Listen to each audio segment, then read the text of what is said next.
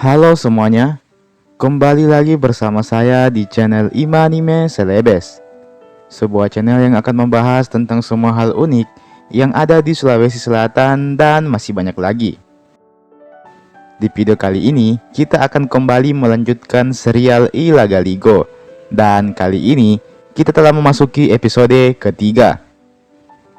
Dan sebelum kita memasuki pembahasan, saya mengajak teman-teman semua buat yang belum subscribe, supaya bisa terlebih dahulu ditekan tombol subscribe-nya, supaya channel ini bisa terus berkembang dan memberikan informasi, hiburan, serta wawasan kepada kita semua.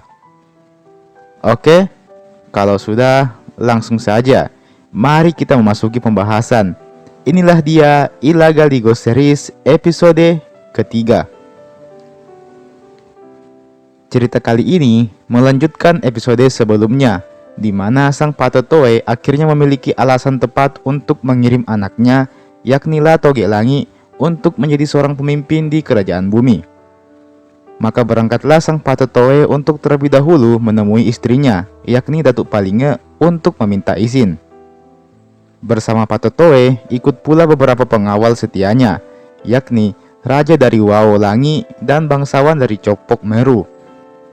Pada setiap lapisan langit terdapat kerajaan-kerajaan yang semuanya tunduk patuh kepada sang Patotoe. Sang Patotoe juga punya istana khususnya di setiap lapisan langit. Dan begitulah, sang Patotoe memasuki satu persatu lapisan langit dan langsung disambut oleh para dewa-dewa penjaga langit. Hingga akhirnya sampailah sang Patotoe kepada Datuk Palinge. "Ada apa gerangan tiba-tiba Kakanda sang Patotoe menemuiku?" tanya Datuk Palinge. "Adinda Datuk Palinge, aku baru saja menerima sebuah kabar mengenai kondisi bumi saat ini dari kedua orang penjagaku." "Bagaimanakah kondisi bumi?" tanya Datuk Palinge.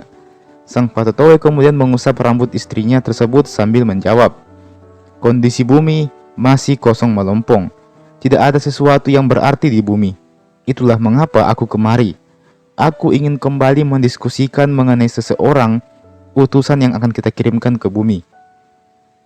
"Kakanda tercinta, setelah aku pikirkan baik-baik, memang betul akan terasa hambar apabila kita para dewa hidup di kerajaan langit ini, namun di kerajaan bumi sendiri dibiarkan kosong. Bumi butuh penghuni juga agar mereka bisa mengagungkan kita," jawab Datuk Palinge. Sang Patotoe merasa bersyukur karena akhirnya Datuk Palinge telah berubah pikiran. Datuk Palinge kemudian kembali melanjutkan, "Baiklah Kakanda, turunkanlah tunas ke bumi agar bumi bisa terisi, serta agar langit, bulan, matahari, dan bintang bisa terasa bermakna." Sang Patotoe kemudian menjawab, "Lalu menurutmu siapakah anak kita yang pantas untuk diturunkan ke bumi?" Datuk Palinge terlihat masih bingung untuk menentukan. "Kalau menurut Kakanda sendiri siapa yang pantas?" Sang Patotoe pun menjawab, "Kalau menurutku, Latogelangi adalah orang yang pantas," jawab sang Patotoe dengan yakin. Seketika saat itu juga, Datuk Palinge langsung menangis terseduh-seduh. Bagaimanapun, Latogelangi adalah putra kesayangan dari Datuk Palinge. Menyaksikan hal ini, sang Patotoe pun kemudian langsung memeluk Datuk Palinge sambil berkata, "Aku tahu ini berat bagimu, tapi menurutku, memang hanya Latogelangi yang pantas untuk memimpin kerajaan bumi," ucap sang Patotoe. "Kakanda yang kucinta, bukanlah maksudku untuk menolak Latogelangi diturunkan ke bumi.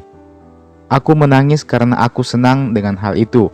Aku sangat bahagia apabila dia yang menjadi pemimpin di bumi, karena dia adalah seorang pekerja keras yang juga memiliki sikap dan perangai yang baik. Hanya saja aku agak sedih ketika mengetahui bahwa Latogelangi nantinya akan kesepian di bumi." Demikian ucap Datuk Palinge. "Aku mengerti akan hal itu, namun memang sudah kehendakku untuk mengirimkan Latogelangi ke bumi. Meski demikian, aku juga hendak menjodohkannya terlebih dahulu dengan putri dari penguasa kerajaan Pertiwi, yakni Sinau Toja dan Guru Riselek." Mendengar hal itu, Datuk Palinge seketika langsung merasa tenang, karena akhirnya Latogelangi tidak akan kesepian lagi nantinya. Maka segeralah dikirim utusan ke kerajaan Pertiwi untuk menyampaikan pesan bahwa Sinaug Toja dan Guru Riselek diundang ke kerajaan langit untuk bermusyawarah tentang perjodohan Latoge Langi dengan putri mereka berdua. Maka dengan demikian, dewa penjaga pintu langit mencabut palang pintu Batara Langit dan diturunkan tangga-tangga yang terdiri dari pelangi 7 warna sambil diiringi dengan suara guntur yang saling sahut menyahut. Adalah rumah Makompong dan juga Rukeleng Poba, kedua penjaga yang sebelumnya turun ke bumi. Kini mereka diperintahkan untuk menuju ke kerajaan Pertiwi untuk membawa undangan khusus dari Sang Patotoe. Selain itu, mereka juga membawa sebuah undangan dari Senek Batara di Senri Jawa. Rupanya, kedua penjaga ini telah tergila-gila dengan keadaan bumi. Mereka sempat singgah sejenak di kaki langit untuk memandang hamparan bumi yang luas. Andaikan kita ini adalah putra Sang Patotoe, maka sudah pasti kitalah yang akan dikirim jadi penguasa di bumi, ucap Rukeleng Poba. Tidak usahlah kau bersedih, Rukeleng. Nanti kalau seorang putra Patotoe telah berkuasa di bumi, maka kita bisa mencuri-curi waktu untuk turun ke bumi, ucap Rumah Makompong. Dasar kamu ya, kamu tidak takut apabila nanti kita malah dikutuk jadi Oro, terus dilempar ke bumi, jawab Rukeleng. Jadi Oro tidaklah mengapa, Rukeleng. Yang penting, kita bisa bersenang-senang di bumi, ujar Rumah sambil tertawa terbahak-bahak. Gila kamu, Rumah. Mana mungkin kita bisa bersenang-senang kalau kita hanya menjadi Oro bagi penguasa bumi. By the way, Oro di sini dapat diartikan juga sebagai seorang hamba sahaya. Meskipun kita jadi Oro, tapi kita kan masih bisa berubah-ubah wujud, timpal Rumah. Demikianlah keduanya saling menimpali satu sama lain, sembari terus menyaksikan hamparan bumi. Keduanya asik dalam lamunannya apabila mereka menjadi penguasa di bumi yang luas ini. Bagi mereka, bumi adalah tempat yang sempurna untuk bersenang-senang. Sebelum akhirnya, suara angin kencang dan kilat terdengar di bumi. Bumi lantas bergetar seolah sedang ditimpa gempa. Hal itu lantas membangunkan Rumah dan Rukeleng yang asik melamun. Keduanya pun tersadar dan langsung bergegas melanjutkan tugasnya menuju ke kerajaan Pertiwi. Mereka sadar bahwa getaran di bumi itu adalah sinyal dari Sang Patotoe yang sepertinya sedang marah karena mereka berdua malah melamun bukannya melaksanakan tugas.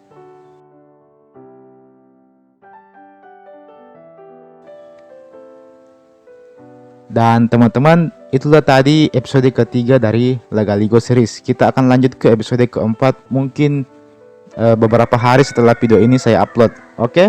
Jadi tetap stay tune di channel ini, nyalakan loncengnya. Jangan lupa untuk like dan share ini video ke teman-teman. Silahkan komen juga di kolom komentar di bawah. Subscribe juga ini channel tentunya, nyalakan lonceng notifikasinya supaya teman-teman dapat informasi atau pemberitahuan ketika saya mengupload video terbaru lainnya. Oke, sekali lagi terima kasih banyak sudah mau menonton video ini sampai habis dan sampai jumpa di video berikutnya.